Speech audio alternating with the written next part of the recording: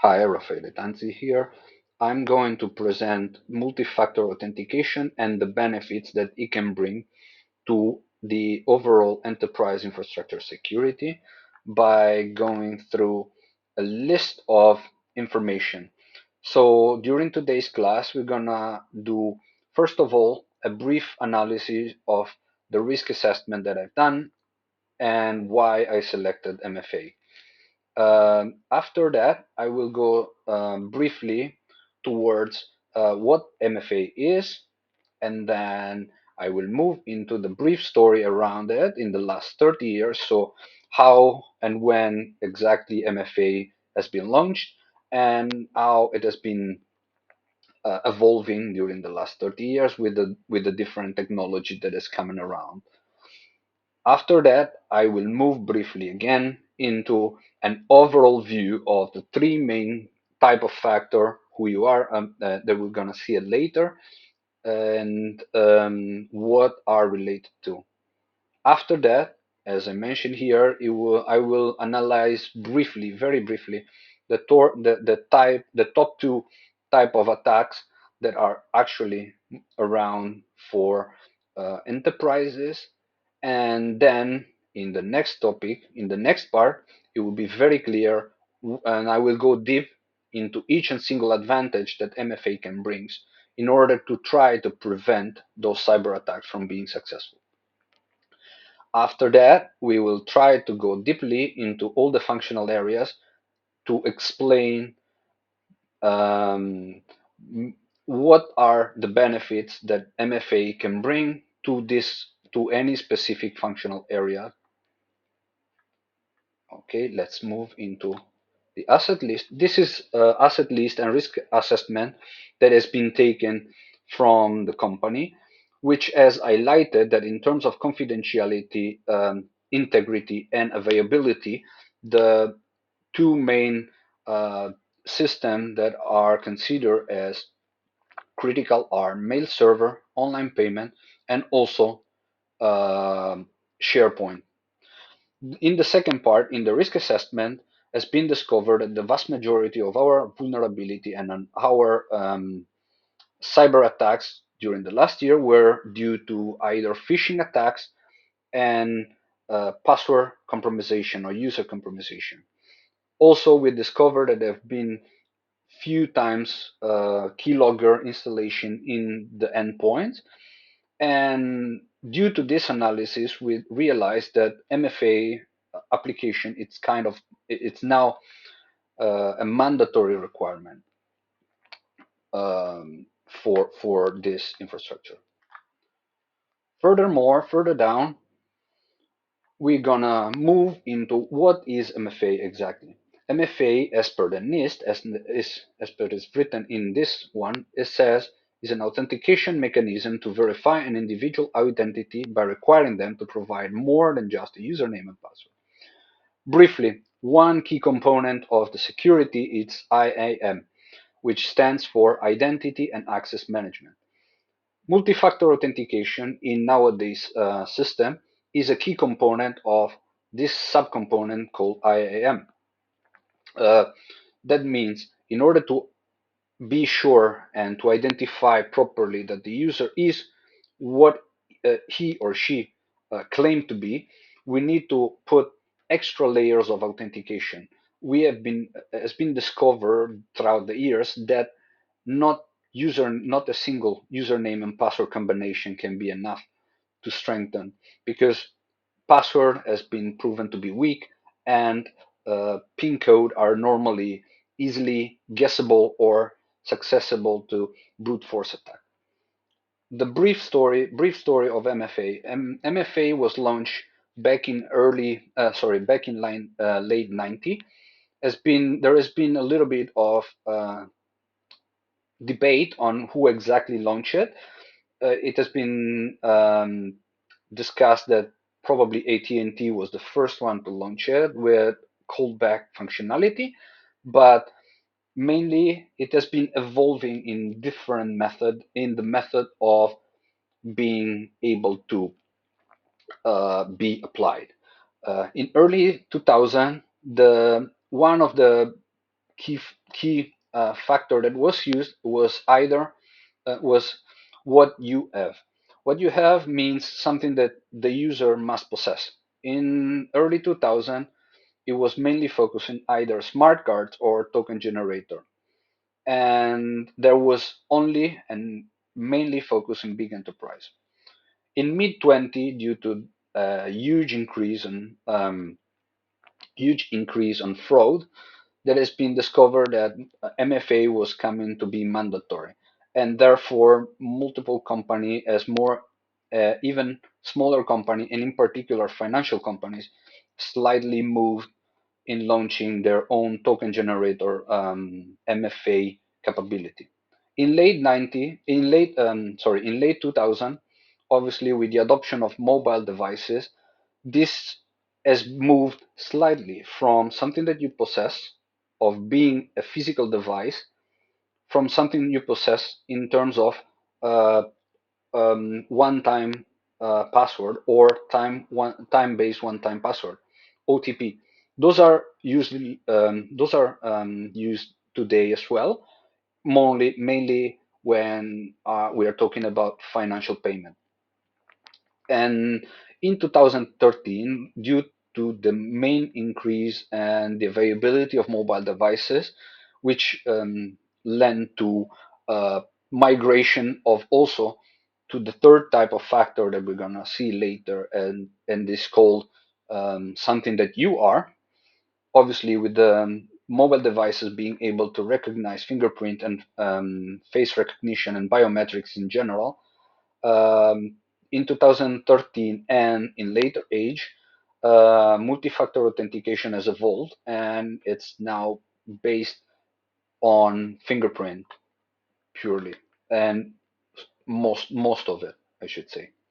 But let's see how it works. MFA works in different phases. The first phase, the user is asked for something that he normally knows. The normally knows it's the password, it's a PIN code, it's something that that can be easily compromised, unfortunately, by hacker. Therefore, two-factor authentication or multi-factor authentication adds up multiple layer of authentication. In this case, is in the picture, as you can see, first the user enter the password, then the resource verify the password. If the password or the PIN code that has been entered is okay, the system will originate a second level of authentication, which will prove that the user is who is supposed to be, and then send it to the user, asking for uh, asking to enter in the platform, or pardon, or asking to approve it. In this case, it can be a phone call, it can be a text, or it can be a push notification on the device application. In that, once the user, only at the moment that the user has approved the second or the multi-factor authentication, then the access to the resource is granted. So we touch base shortly the three factor that are used in combination to purely be able to see that it's multi-factor. Multi-factor authentication is based on three principles: something that you know, something that you have, or something that you are. Something that you know, as we mentioned before, it's most of the time a password, a PIN code, or a security question that it's normally asked to the user to be set at the beginning of the enrollment phase.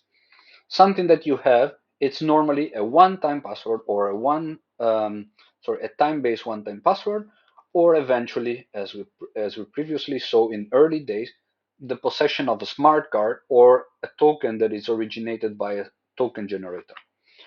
Something that you are, it's normally something that it's like your face, your retina scan, your fingerprinting, and they can be authorized by your mobile phone in general during those days. Let's move into the type of crimes that has been recently seen. And as you can see, based on Statista's data, the two main type of cyber attack during the last year in 2022, those are data from 2022, are phishing scam and personal data breach. The target is mainly financial or webmail, and the number of incident and the data exposed is growing even faster. And the cyber attacks due to phishing attack in particular are skyrocketing during the last couple of years. So based on what we know now, what are the advantages of MFA and why we should implement it? As I said, multi-factor authentication MFA, it's a sub-component of IAM and has several advantages. One, increasing level of security. Why is increasing the level of security? If the first password or if the first factor of authentication is compromised or leaked, we still have something that cannot be or should not be in the property or ownership of the hacker. The mitigation of cyber attack or credential attack, as we saw before, um, um, cyber attack, the vast majority are conducted in order to do phishing attack, which will redirect, will send basically an email to a user, which can be clicked, and then the user enters the credential, username and password. But if the cyber, in that way, the cyber criminal receive username and password.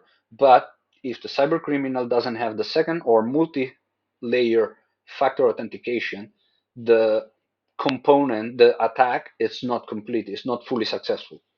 Mitigation and credentials attack means that one. Compliance with regulation.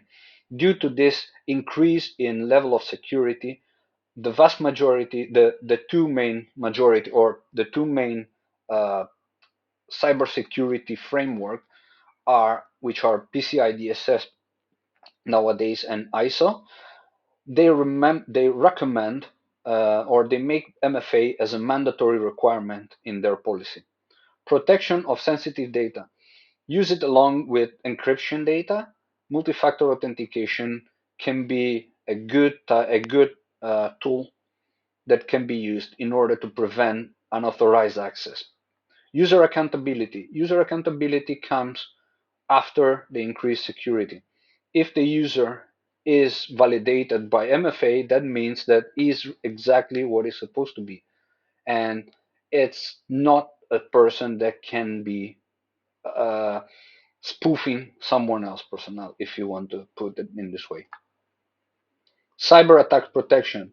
As per point number 2, if the password is leaked, the malicious person doesn't have zero access to the account until the second factor authentication kicks in and is approved.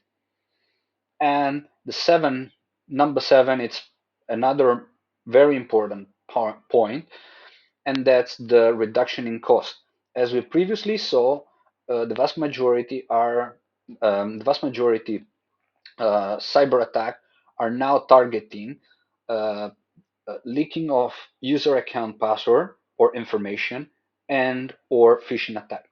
If those phishing attack and cyber attack um, related to account leakage are reduced, so will comes the cost of the cyber or any cybercrime.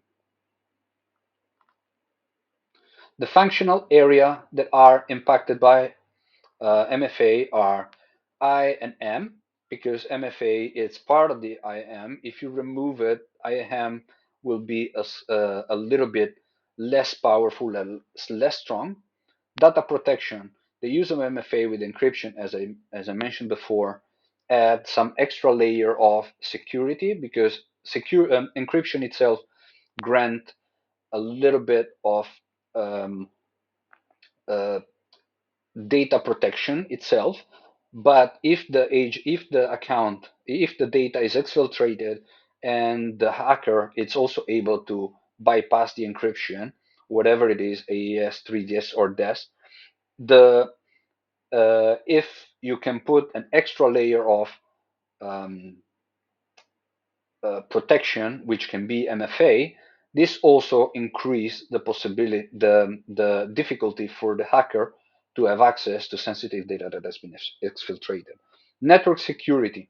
Network security is something that can be very important because it's basically the control that you put on the network and that can block traffic coming in and out from your network.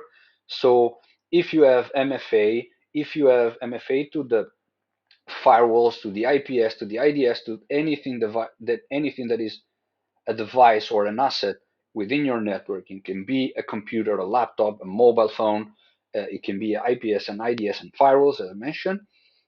All of them should be covered with MFA in order to have strict authentication method, because if there is MFA, the possibility of having account being leaked is a lot less, is a lot lower. In particular, in firewalls and IPS, if you have um, MFA enabled, you are 100% sure that the person that has attacked the system, or that has access to the system, is your system administrator and not a malicious um, person. Therefore, also the possibility of tampering the configuration is reduced as well. Also, application security. The vast majority of the web application, should require MFA access. In particular, in financial situation, in financial institution, if you have MFA, since there are finance related and sensitive data related, there should be protection with MFA. System administration, it's basically the system administrator holds normally the key to the full infrastructure. Therefore, all the MFA, all the administrator within your network must have or should have MFA in order to have more protection. Because if you only have one authentication and one of your system administrator account it's leaked, then you have lost the full access to your network. If you have multi-factor authentication, that will give you a lot more protection. SIEM, security monitor and incident response. This is related to the auditing and to the logging area. It's basically if you grant MFA access to only the personnel that should have access to, um, it's always better because that will grant that no one can access or tamper the audit, and in case of investigation, you're able to say that the logs are exactly showing the correct data and not some data that are missing. Security architecture, those are the documents that represent your architecture, and those should be protected with MFA too. Physical access, it's a layer of access to your local on-premise, to your premises. Wherever you have access door control, you have a fingerprint to the comms room, you should only allow people that are mandatory and they can enter your room.